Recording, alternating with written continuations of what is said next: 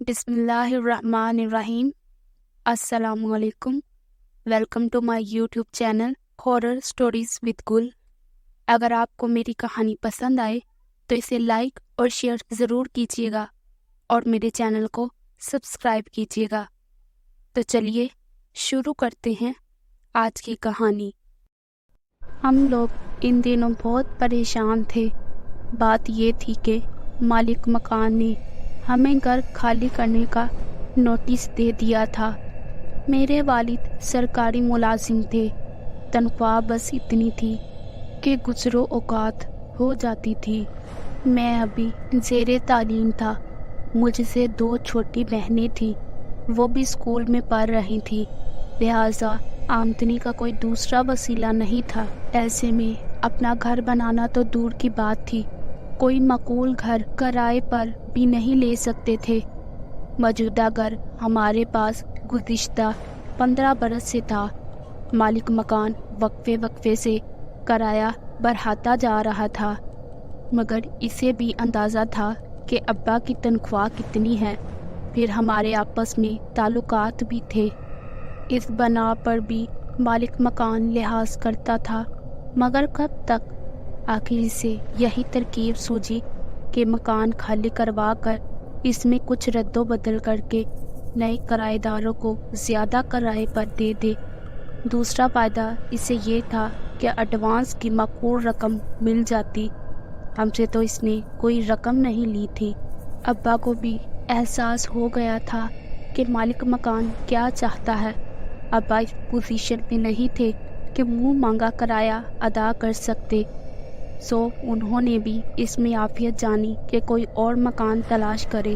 جس مکان میں ہم رہ رہے تھے وہ پرانی طرز کا تھا، نقشہ بھی عام سا تھا۔ امی کو ہمیشہ یہی خواہش رہی کہ کسی خوبصورت سے گھر میں رہے، مگر یہ ایسی خواہش تھی جس کا پورا ہونا ناممکن نظر آتا تھا۔ اب جو نئے مکان کی تلاش شروع ہوئی تو امی کی خواہش نے پھر سر اٹھایا۔ مجھے بڑا دکھ ہوتا تھا کہ میری امی صبح سے شام تک ہم لوگوں کی خدمت کرتی رہتی ہیں، کبھی اچھا پہنا نہ اچھا کھایا، چھوٹی چھوٹی ناآسودہ خواہشوں کے جال میں جکڑی رہی۔ وہ اس پرانی طرز کے گھر کو بھی سجاتی سنوارتی رہتی تھی۔ آنگن کچا تھا، مگر اماں نے پانی چھڑک کر سیمنٹ جیسا بنا دیا تھا۔ دیواروں کے ساتھ ساتھ گلاب موتیا کے پودے اور دیوار پر چنبیلی چڑھی ہوئی تھی۔ برآمدے میں گملوں پر کیروں پھرو کر اس میں سدا بہار پودے لگا کر اس کو سجایا ہوا تھا۔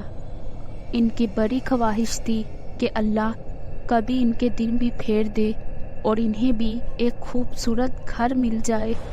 یہ ایسی خواہش تھی جو اکثر ان کی زبان پر آ جاتی تھی۔ ابا ان کی اس خواہش پر چڑ جاتے اور اکثر ہی دونوں میں طلاق کلامی ہو جاتی۔ اب مالک مکان نے جب مکان خالی کروانے کا تیار کر ہی لیا تو ناچارہ ابو کو نیا گھر ڈھونڈنا پڑا۔ ابا چاہتے تھے کہ گھر ایسی جگہ ہو جہاں سے میرا کالج اور بہنوں کا اسکول نزدیک پڑے، بس اسٹاپ بھی دور نہ ہو اور مارکیٹ بھی قریب ہو، آبادی بھی اچھی ہو۔ یہ تمام خوبیاں کرائے کے مکان میں نہیں ہو سکتی تھی۔ میں ابا کے ساتھ صبح و شام گھر دیکھنے جاتا تھا۔ جب کبھی میں نکلنے لگتا، امی آہستہ سے کہتی، گھر اچھا بنا ہوا ہو۔ میں اس بات میں سر ہلاتا اور دل میں ٹھان لیتا کہ جلد سے جلد پڑھ لکھ کر جو کام کروں گا وہ یہ ہوگا کہ ایک اچھا سا گھر بناؤں، ایسا گھر جو امی کی امنگوں پر پورا اترے۔ ابا تو یہ کام زندگی بھر نہیں کر سکیں گے۔ بد نصیبی سے ہم جہاں کہیں بھی گھر دیکھنے گئے، اگر گھر ابا کی خواہشوں کے مطابق ہو تو کرایہ اتنا زیادہ ہوتا تھا کہ ابا افورڈ نہیں کر سکتے تھے۔ اگر کرایہ کم ہوتا تو مرغی کے ڈربے جیسا فلیٹ یا مکان ملتا، ایسا خراب کہ جس میں رہنے کا تصور نہ کیا جا سکے۔ جس دوران ہم گھر ڈھونڈ رہے تھے अब्बा की मुलाकात एक शख्स से हो गई जो एक स्टेट एजेंसी का मालिक था। इसने बताया गांव के पास कई मुनासिब घर मुनासिब किराए पर मौजूद हैं। एक घर की तो इसने इतनी तारीफ की कि वो बहुत खूबसूरत और बिल्कुल नया मकान है। जिन लोगों ने वो घर बनवाया था वो अमेरिका चले गए हैं और हदायत कर गए हैं। बेशक किराया ज़्यादा ना लेना, मगर ऐसे लोगों को देना जो घर रखना जानते हों। वो तो चौकीदार रख कर जा रहे थे, मगर मैंने मशवरा दिया कि चौकीदार भी घर की हिफाजत नहीं कर सकेगा। आजकल चौकीदार चारपाइयाँ तोड़ते रहते हैं और घर गफलत की नज़र हो जाता है।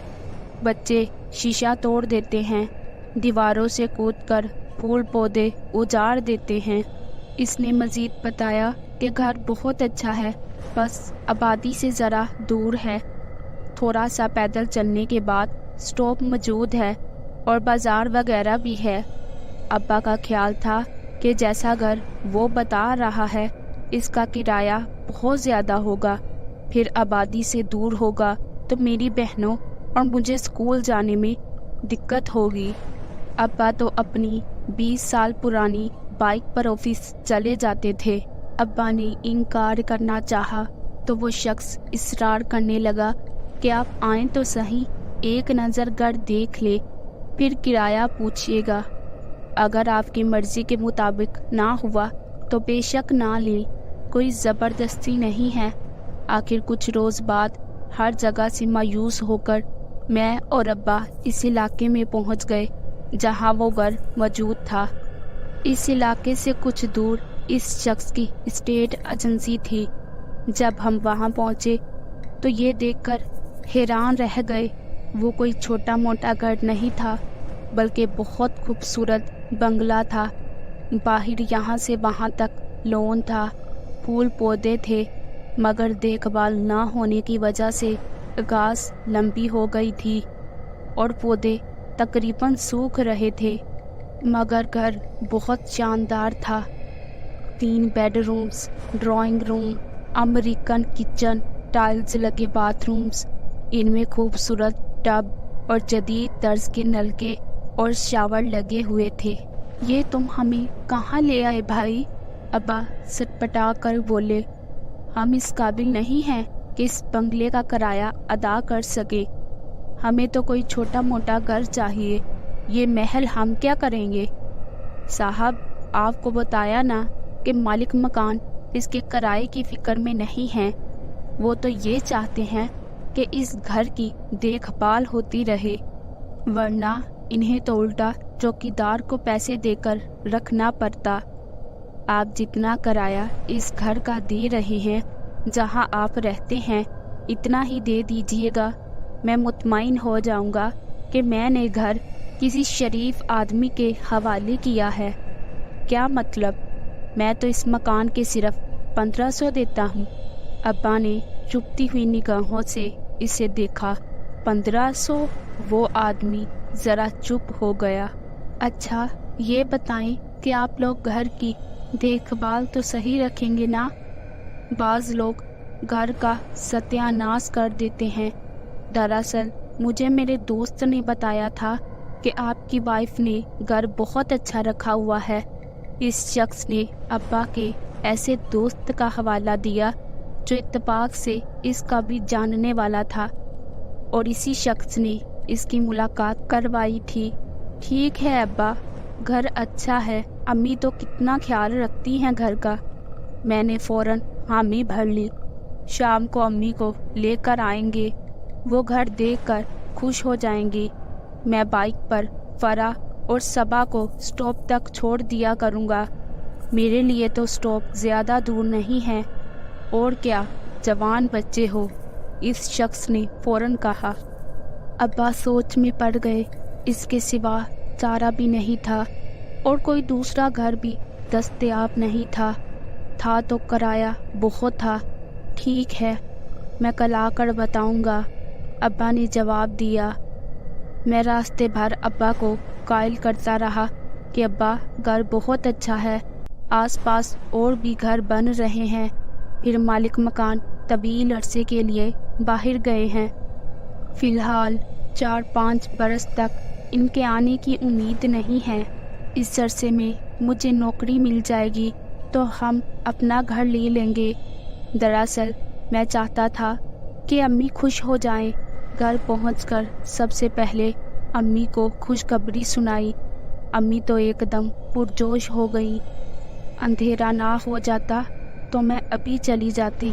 وہ خوش ہو کر بولی، ابا کسی کام سے باہر گئے تو میں نے دل کھول کر اس گھر کی تعریفیں کی اور ایک ایک چیز کی تفصیل بتائی۔